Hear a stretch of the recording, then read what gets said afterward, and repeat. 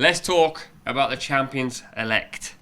My club, Liverpool, I'm only kidding. Life after Jurgen Klopp seems very, very sad right now, I can't lie. I've got a bit of a hangover. I'm not a drinker, but a Jurgen Klopp hangover, because Arne Slot comes in, the expectation, you don't really know what's going to happen.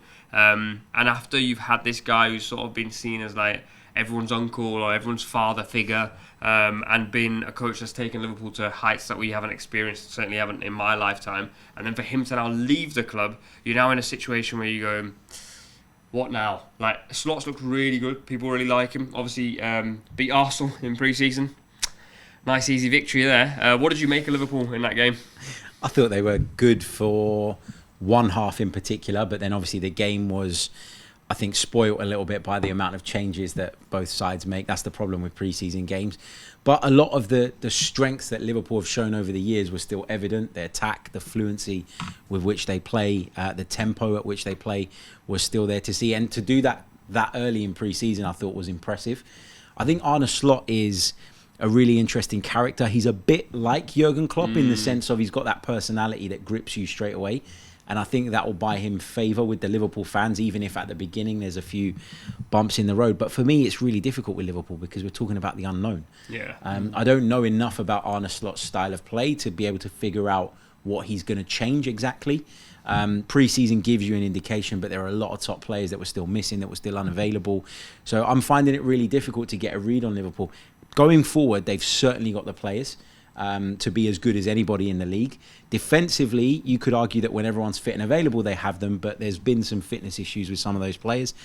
The midfield for me is still where they lack a little bit. I still think they need to do a bit more work in the midfield. There's a couple of interesting narratives here, because something you mentioned there about the attack. Liverpool's attack still potent, 71 goals last season, third best, Salah getting 18 of those goals. But equally, they do have the fourth oldest squad. Now, some people will say your experiences there, Van Dijk's 33, Salah's 32, these are your staple foundations for success, and they've been there for a while. But then other people will say they're a little bit too old, and what's going to happen? There is some youthful players in the side, and Liverpool have been aggressively linked to Nubaid at the time of recording.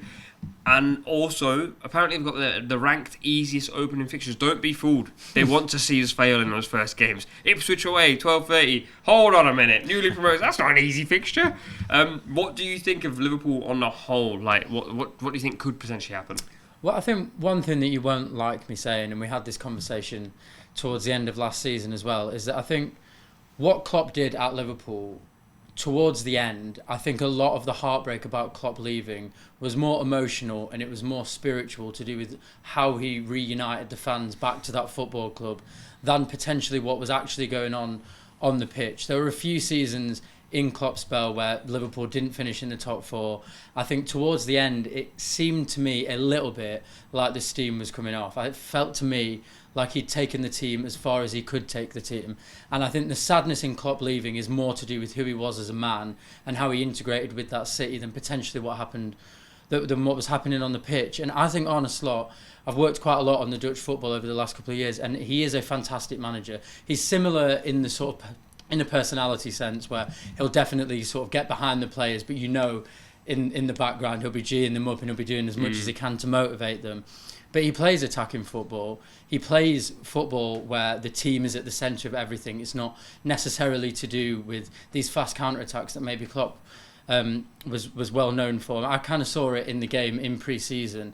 Seemed like with Klopp a lot of the time it was just counter-attack at the first and earliest opportunity. Whereas seeing Arne Slot in the last couple of games that Liverpool have played, it seems more possession-based, and it seems more suited to the style of football that we know in the Premier League and that we know works.